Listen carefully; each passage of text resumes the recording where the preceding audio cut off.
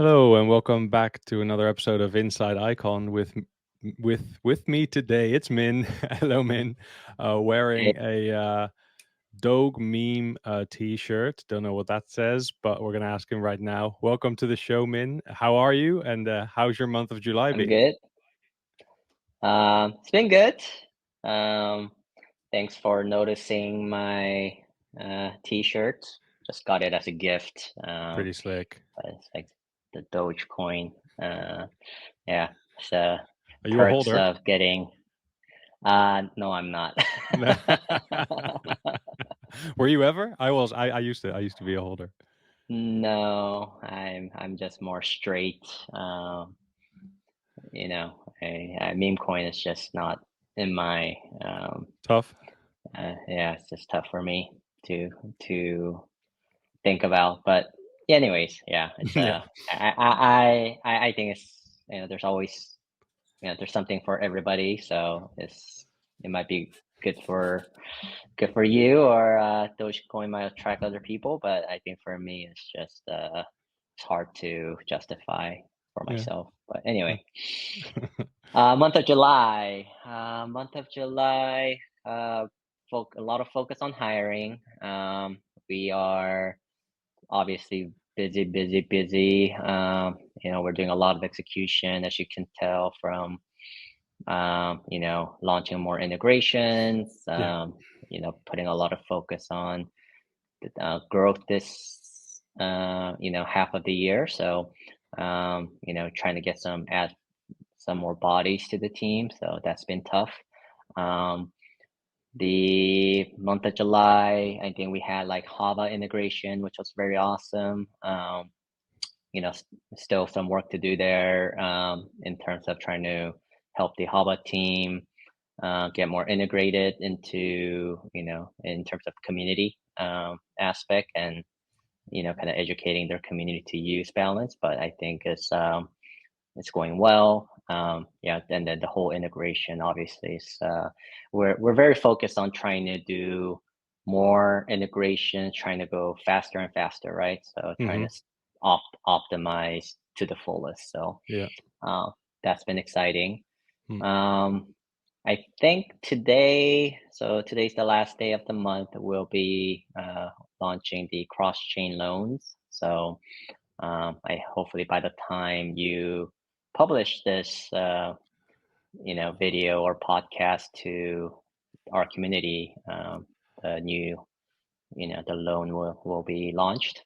Yeah. Um, and lastly, I would like to say, like in July, we've been ramping up, collaboration and doing more contributions to the Hana Wallet. So in which I think we could talk about today because Most definitely. you're the person, yeah, you're the man who's stepping up and sort of want to work alongside the HANA team. So there's Exactly. yeah, so yeah, we could talk about that, I guess. That's my bread and butter. I love it. We'll definitely touch off of that just because it's so interesting what's going on Hmm. there. But yeah, that's been July as well for me, especially the Yeah. latter part of it. Um, so yeah, good month indeed. Seen multiple integrations like pouring through again, and saw this graphic that I thought was interesting where um, you could see with every integration the kind of the amount of routes multiply, the amount of like Hmm. trading routes and options and possibilities, they just grow exponentially, so you kind of become Yeah.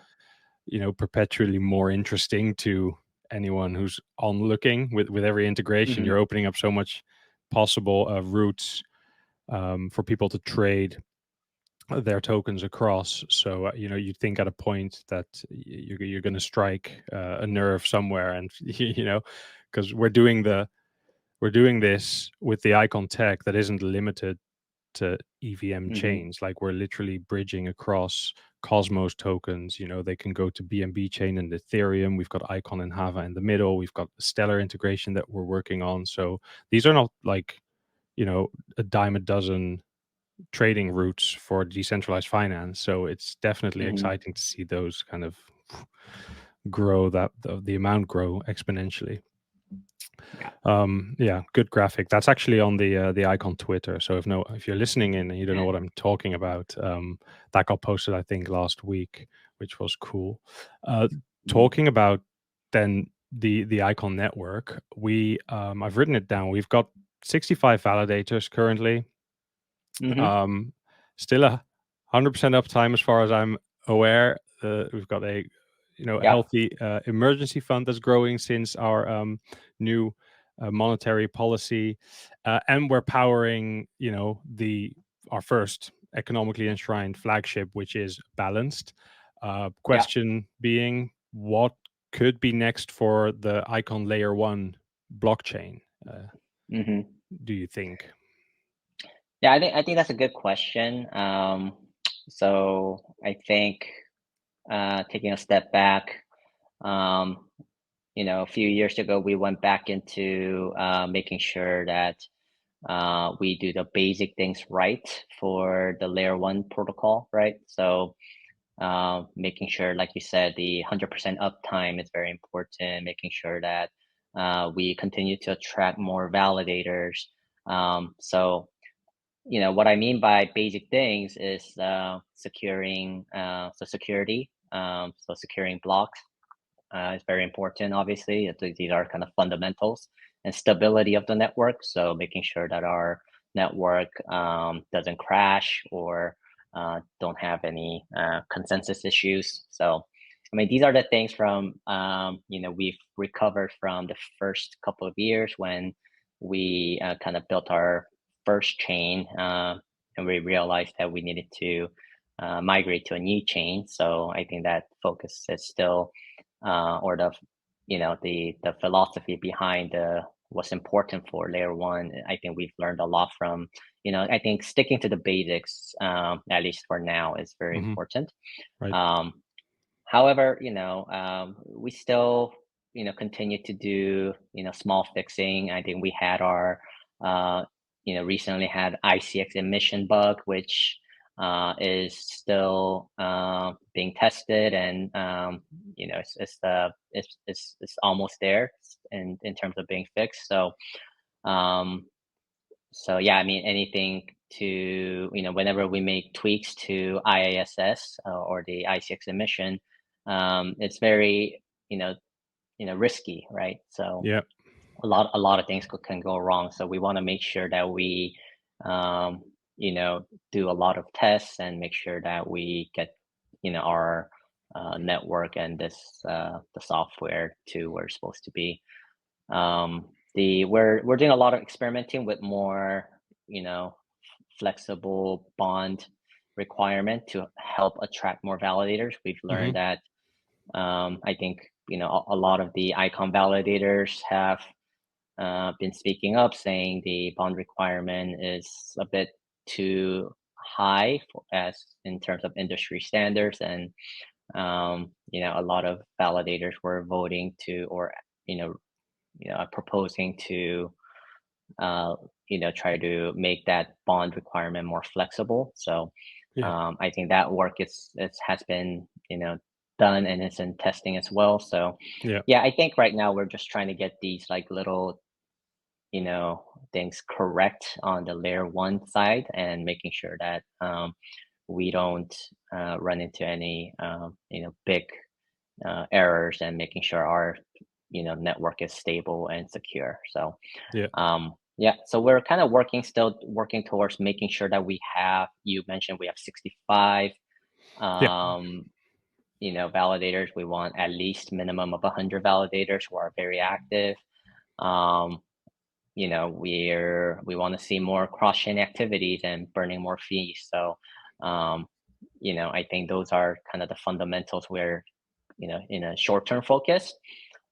Long-term focus, we do need to think a bit more about the R&D side of things. So, we're, um, we want to see like where the R&D investment might be worth kind of putting into. I think this will be more 2025, um, initiative, or yeah. So we'll see.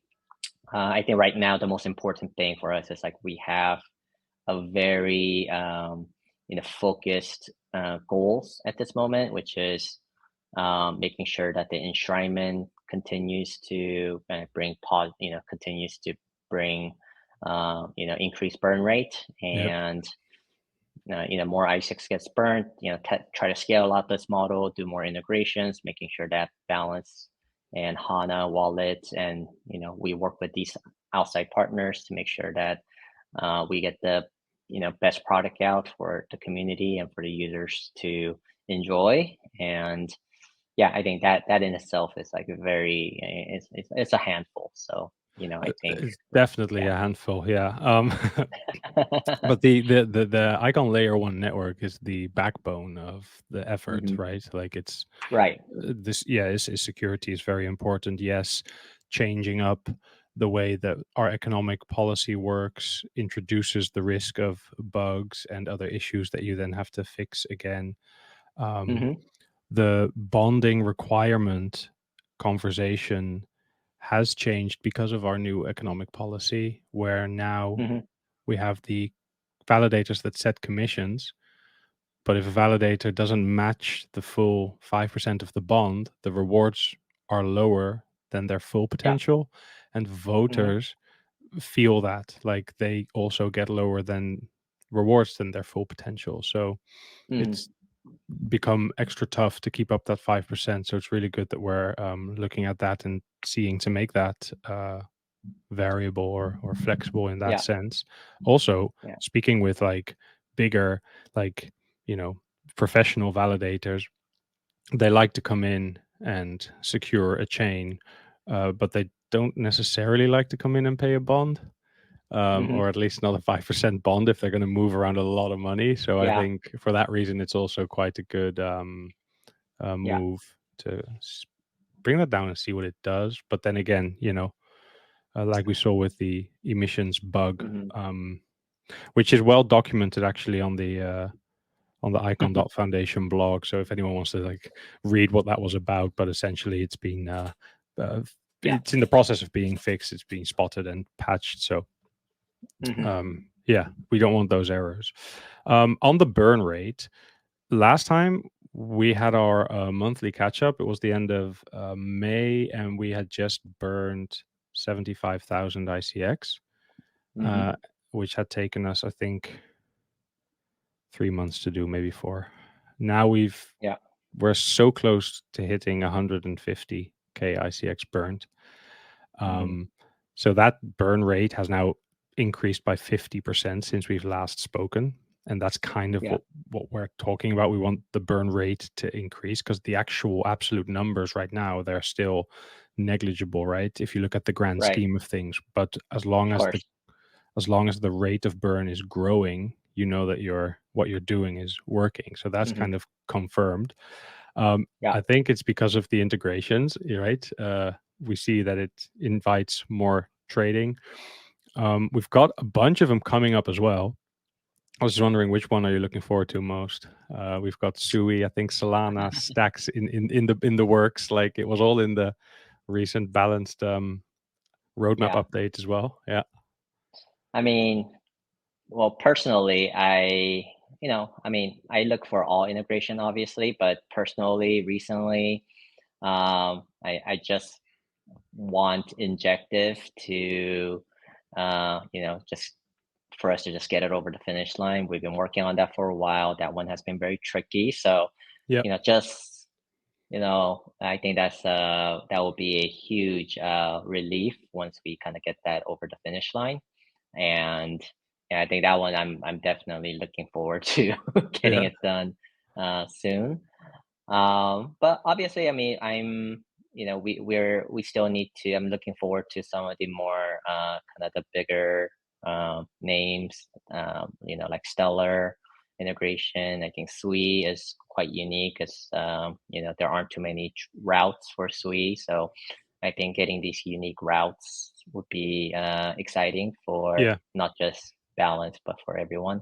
Yep. Um, so I think that those are few that I am looking forward to, and I do want to at some point kind of bring in kind of the newer projects as well, just try to kind of test out But I don't think we're there yet. But I think Hava is a good example of kind of working closely with a kind of a newer, smaller, more I would say y- more focused kind of communities and see what kind of impact we can make and work together or collaborate. I think smaller projects are definitely easier to collaborate with and obviously move faster, right? So Hmm. I think those things are kind of things I'm looking for. um, yeah, I think uh, I just wanted to kind of one thing I do want to kind of emphasize is that I do understand that there's been some criticisms saying that our burn rate is negligible, right? So Hmm. um, I That's think my that words, is by the way. yeah. But I think there were, from my understanding, there were, and we look at feedback. I think you know, our communications team or the growth team, they all look at the feedback that people provide, the comments, and I think, one thing I want to say is like I think those are all fair criticisms, but we are. I do think we have like a very unique model which has been in the right trajectory. So, it's not about you have to start from somewhere, and it's not going to be a overnight type of growth, right? It's going to be a steady growth that we're aiming for. Mm. It takes a lot of patience. It takes a lot of hard work behind integrating all of these one by one. So, you know, um, yeah, I think in terms of like in business sense, we are uh, trending in the right direction, which is what we want to see, and it's I think it's a healthy trend that we should be very proud of. Yeah. Yeah, that's what I like to look at as well. Like, Hmm. is the burn rate growing? So obviously the Yeah. total amount is going to be growing, but is it growing faster? And Yeah. is what we're doing helping that happen? Yeah. Um, and then on I the guess for integration, you, yeah, oh, go ahead. Hmm. I was going to say that on the integrations, there's this tangible difference between the integrations that we do with blockchains and the front end launches that we do with Balanced, because Hmm. whenever we integrate a new blockchain, trading is near instantly enabled, but it's programmatic Yeah. trading. So it's for people Hmm. who know how to work a smart contract and move capital around. They can use the infrastructure, but the Yeah. front ends, they kind of launch on a different schedule. Hmm. For different ecosystems and communities. So sometimes we might be talking about a certain chain integration, but it won't be visible yet. Uh, so there's a little difference there. Yeah. But what were you Yeah. going to say? I was gonna say, I mean, just wanted to ask you about like the front end works. How has the launch of balanced front ends worked out in terms of user adoption?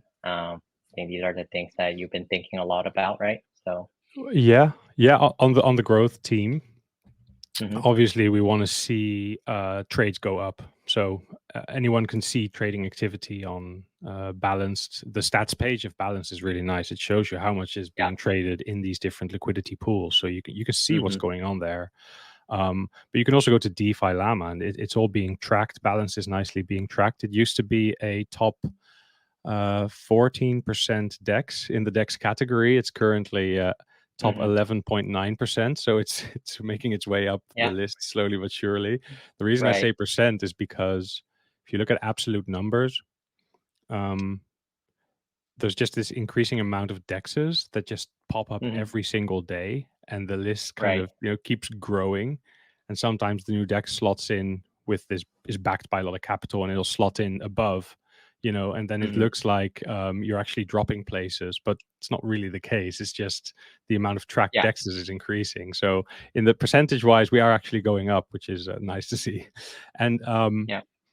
I saw that the monthly active like addresses have increased by 10% over last month on Balanced as well. So that's all stuff Hmm. that we want to see happening. Um, Right. and then there's different ways of like driving up the trades, because more trades is more fees, is more ICX burn. So that's what we're after. We're obviously connecting Hmm. more blockchains, so we're opening up more trading routes. We talk with other foundations, and we talk about co-marketing balance Yeah. and the balance product as it launches. We look at getting balance into aggregator platforms. So essentially, not sure if people are familiar with a jumper exchange is a great example. I use it often because I want to swap something cross chain. I know that balance Hmm. doesn't have the root. Don't want to think, so I just go there. Yeah. So people who don't want to think, if balance is in these aggregators, there's a lot of them, and they have a lot of volume. It's another way to drive trade, so that's being worked on. Right. Um, and then on a more grassroots approach, we've been trialing this points and rewards program where we do AMAs with kind of closed ecosystem community groups. This is what we've been doing in Avalanche. And Hmm. we then invite them to come and use Balanced and get XP for their participation. Yeah. And then after a couple of weeks of usage, they can go ahead and claim their rewards, which is a pretty cool, yeah, I think grassroots approach to Yeah. marketing, like straight up talking to these people. You learn a lot. There's definitely key learnings already being taken on board. One big one was, and you mentioned it before, the cross-chain loans. So this is a Hmm. functionality that's coming to Balance, and it is bang on, because Yeah. up until prior, or actually like at the time of recording, you'd still need to bridge tokens to Icon to be able to take out the BNUSD loan, to be able to do leverage, this and that. And after the launch of cross-chain loans, it's all accessible on native chains. So I feel like Yeah.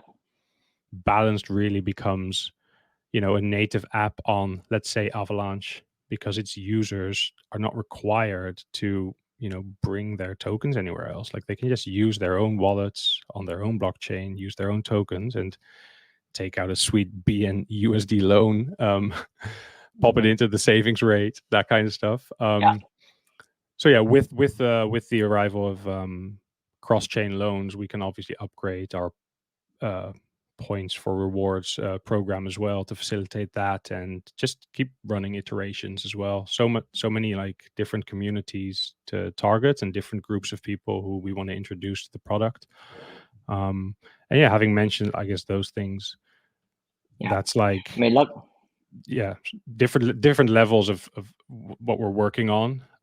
But to bring it all back to like the adoption right now, the trades are made up out of traders and arbitrageurs, and I guess we want to see more traders coming in, users.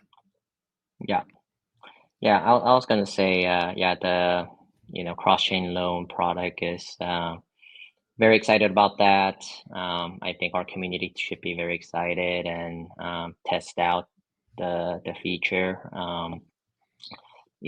It's I think a lot of these products were sort of siloed out to a single ecosystem, but with our GMP icons GMP technology and having balance be sort of the all-in-one DEX, a true native cross-chain DEX. I, I do think this cross-chain loan brings kind of a uniqueness to being able to instantaneously, easily, um, take out a loan using your native chain, which is, I think, in terms of user experience, it's another like level, upgrade, right? So Yeah, very excited about that. So I think our community should definitely be excited and test it out. I think and give us more feedback. yeah. It's especially it's a really strong product to be able to ship to a different blockchain like Hmm. Stellar, for example. We've got the integration ready. Um, Balanced will be deploying on Stellar and bringing this uh, product to that blockchain that is Yeah. currently, trying to grow its apps on its smart contract or relatively new the speed at which balance can kind of go cross chain to a new blockchain and bring these functionalities. I don't think cross chain loans is getting the excitement that it maybe should get, but maybe Hmm. later on people will realize this is actually, I guess, balance growing up as a cross chain Yeah. platform, because that was the one thing that was still a bit, the Hmm. full functionality was for the people on Icon, and now that's no longer the case. So yeah, Yeah. that's a lot of like different initiatives, that are being Hmm. worked on to just Hmm. get, I guess, eyeballs on balance, get users to try it out and stay. Yeah. Yeah. Maybe it's a good kind of, to just to kind of continue the conversation, but switching gears here. Let's talk a little bit about Hana Wallet because we kind of mentioned it in the Yeah. beginning. Yeah. Yeah. Yeah. And you're leading the efforts on Hana from the icon side, right? Obviously, Yeah. there's Yeah. a whole, Hana Wallet has its own team, and they've been running it on their own. But we've been more collaborative and putting some dedicated resources, people to help out and collaborate with Hana Wallet, so we could move a little bit faster. So Yeah. yeah, is anything you could share with the community on that in that regards? Yeah. Well, what we've recognized is that the Hana Wallet has a pretty good, value proposition in 2024 in the world of blockchain. It's an Hmm. excellent browser extension for native Web3 users, which everyone listening to this episode is probably one of. You can manage your portfolios across a multitude of chains, EVM and non-EVM. The list is growing. It's a great browser extension, Yeah. but it is also a great crypto on ramp for what are essentially Web 2 users or retail Hmm. that isn't here yet, Yeah. who want to have an Hmm. app on their phone that will allow them to do this stuff. So, like, I'm working now close with the HANA team to give it a bit of a polish and kind of it looks wise, and look at the UX and the UI and kind of get it ready to cater to what is potentially a massive a Web 2 audience on Hmm. mobile, trying to gain access to blockchain and crypto on their own terms. Um, and then the most exciting part here for the ICX holders is that HANA itself doesn't just facilitate sending and receiving and holding on to your crypto, but it has the Hmm. HANA swap functionality and potentially more staking functionalities in the future, uh, Yeah. which runs on that balance engine. So if you're in your HANA wallet, whether it's on mobile or in your extension, you can swap your tokens so easily, so fast. Like, I guess you've seen it in different wallets. Maybe users know this from MetaMask or Rabi. Like, HANA Hmm. does this, and most of its routes run through balanced. The, we've talked about this. The amount of routes are only going to increase, Yeah. and we'd like to see like a growing user base using these in wallet swaps, driving Right. trades, driving fees, driving the burn, and Yeah. then to have like this big group of users utilizing balanced without even knowing it, like they're just Hmm. using their wallet. So Right. um with HANA Wallet, I guess keep an eye out the next couple of months. You'll see it kind of maybe Hmm. grow up a bit into more of an app that you'd want to show your parents when they start asking you about crypto again 4 months from Yeah. now. Tell them to download HANA. So yeah, that's kind of uh high level what Yeah. we're looking at there. Yeah, I mean, Yeah. I'm very excited about Hana's future. We are, my opinion is that the wallet game or wallet competition is still wide open. Um, a few years ago, MetaMask was de facto leader, and they sort of had kind of majority of the lion's share of the market, of the users, right? So But that has changed quite a bit recently with more um, different type of wallets that you see available today. They all have their own uniqueness. So I still think Hana is has a lot of great features. It's it has a loyal user base. We could kind of grow that user base and help that. And like you said, I think there's always nobody has solved the mainstream user problem, right? It's how do we get it kind of reminds me of like the early mobile banking days where people weren't comfortable using mobile banking, and people were still sticking with their web interface or even walking into branches physically to do transactions and things like that, and buy products or learn about products. And mobile banking only got much better in the last few years, I would say, in terms of yes, I mean fintech sort of helped drive that with a better user interface for mobile banking on the front end. I think Hana Wallet sort of has that opportunity to bring mainstream users. I think it's obviously a bit tricky with being with the regulations and crypto. Mm. Um, you know, linking to banks and all of that is a little bit tricky at this point. But I think we got to have a very long term view that kind of regulation will continue to resolve in a positive way. I think that's what how we view it, and we're gonna have to continue to make it these products easier for mainstream users for them to understand, right? So Yeah. I think where we have very similar challenges that I think mobile banking faced early.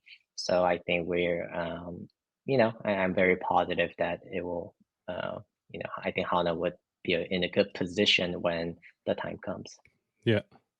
Because it's interesting to see the main players that offer blockchain exposure on mobile are always custodial players, and you can argue that retail doesn't understand whether you are owning your own keys and tokens or whether you're not.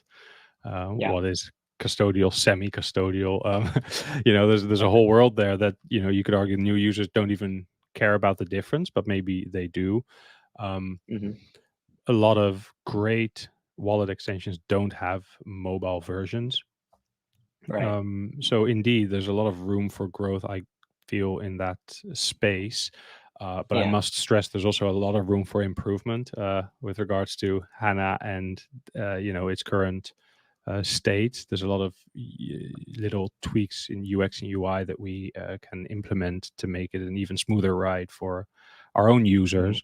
On that note, if anyone has any uh, requests or feature requests or stuff that they want to share about their experience with HANA. Currently, our support environment is in the Icon Discord still. So everyone is welcome to drop in there and talk about it with me or some of the other team members, because we're definitely listening these days. I'm listening. I'm Yeah. reading a lot. I'm seeing a lot. I have a lot of opinions about it, and we're yeah trying to bring that forward. So keep an eye on HANA, and if you're not already following us, it's Hana Wallet. It's at Hana Wallet on Twitter. Yeah. Yeah, so that's that. That's Hannah. Excited. What else can we Let me talk think. about? What about maybe conferences? I know that the growth team has been planning a few. Yeah, Um, can yeah, you share some of that? yeah. We'll be attending. The team will be attending Token 2049 in Singapore this year. Hmm. Um, That's in that September, right? Yeah. Yes, and that's a great place to meet all these contacts that we've already been talking to. We're talking Right. other foundations, blockchains, projects, meeting people in real life, meeting new people uh, in real life has great tangible value, and especially now that we have such a real product that is making headway. Hmm. Yeah, it's a very sticky talking point when we get talking about what Balanced is building and what it can do and how the icon tech is um, kind of powering that. Yeah, Hmm. people get very interested and want to know more and see like what that means for them or their product. What kind of use cases does it open up? How is it different from competition? So Yeah. yeah, it's always very good to go and get out there, I guess. And then Hmm. we will also be attending Cosmoverse this year, which is a Cosmos centered oriented conference that just has Yeah. a lot of IBC activity, chains, projects buzzing around. Of course, what we did was we rebuilt IBC into a set of smart contracts, and now the Icon Tech powers balanced cross-chain swaps that run IBC.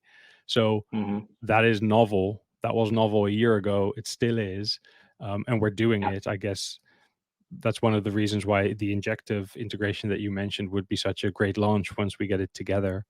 Yeah. So Cosmoverse is a very good place to be talking about this kind of stuff with other projects and chains and other chain foundations, because yeah, there's so many angles that we can work with this to, at the end of the day, get that trade volume up and I guess burn more ICX. Yeah, Yeah. so those are the two main ones that I can call out. Cool. Cool. Do you have any plans for conferences, Min?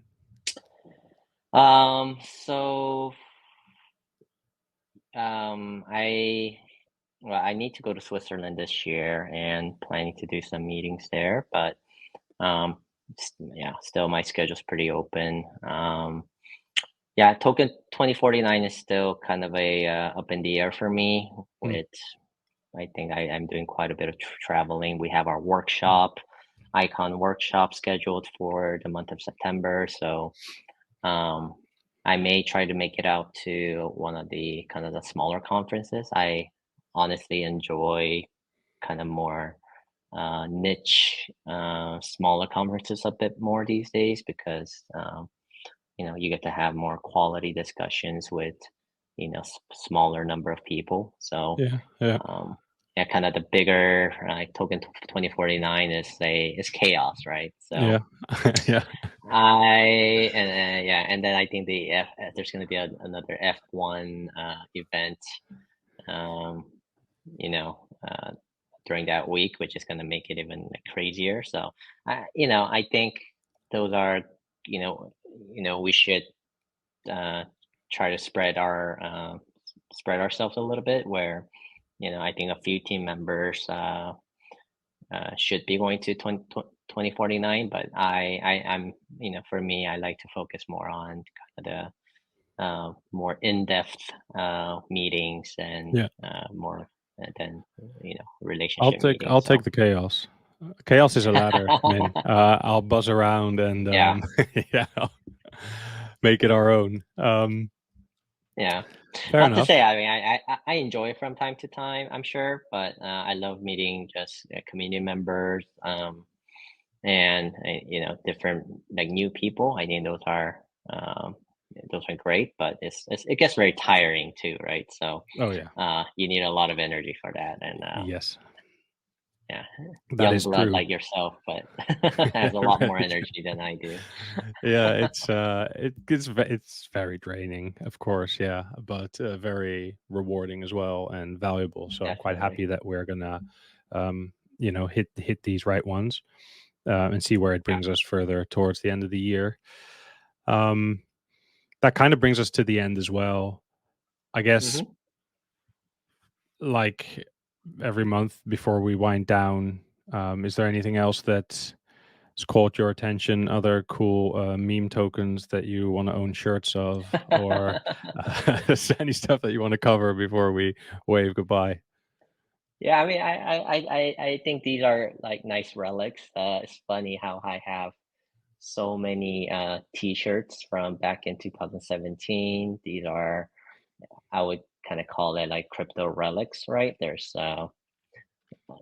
hardware, hard wallet companies that just disappeared.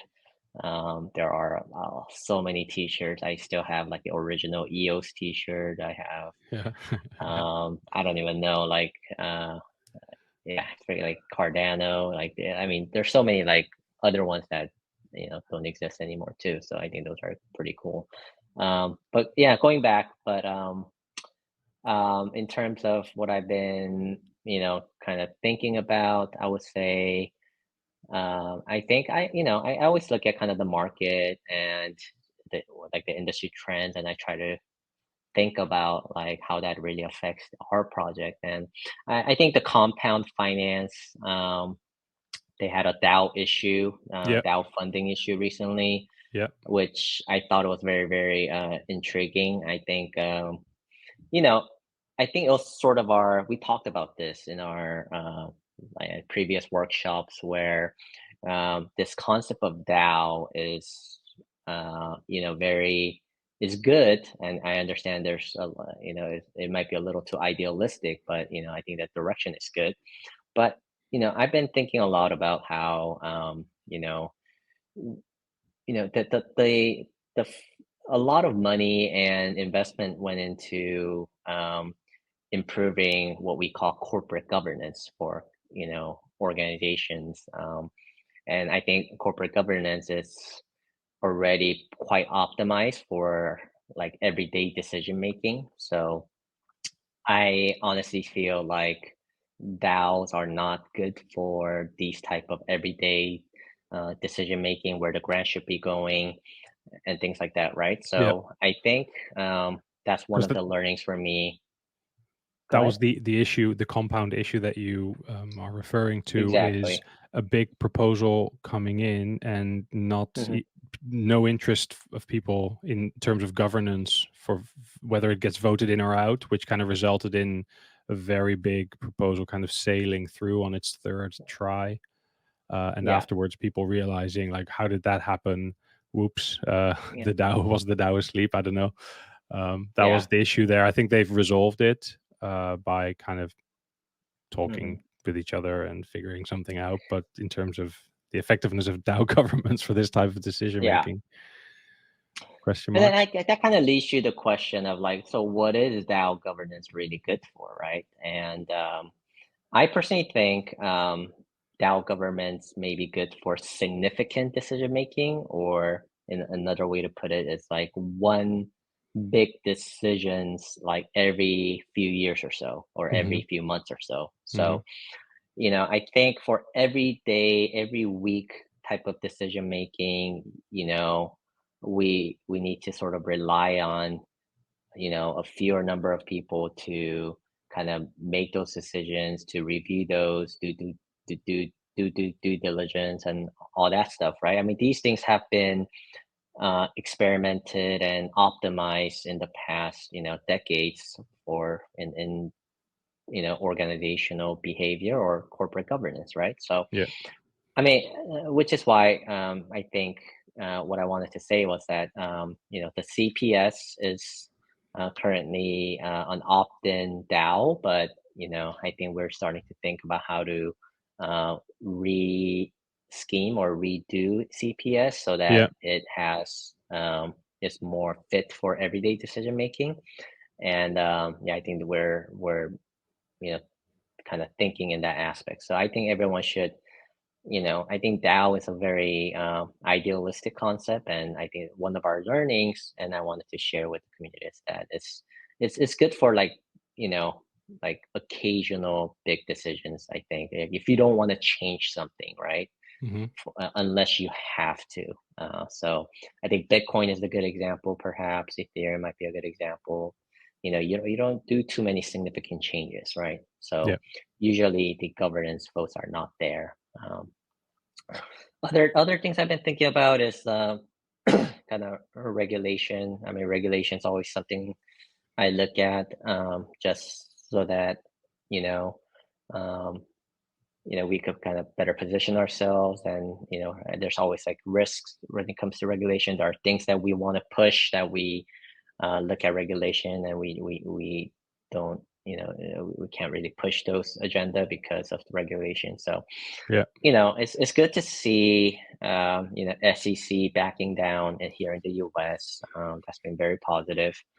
So I think US is starting to move in the right direction, at least optically. So we'll see how those really kind of turn out. But Yeah. I think there's been some proposals about creating a sandbox for crypto projects and so forth. So I think those are pretty exciting. But at Korea, I'm a little concerned. It kind of feels we're going backwards. Yeah. There's something called a Virtual Asset Protection Act.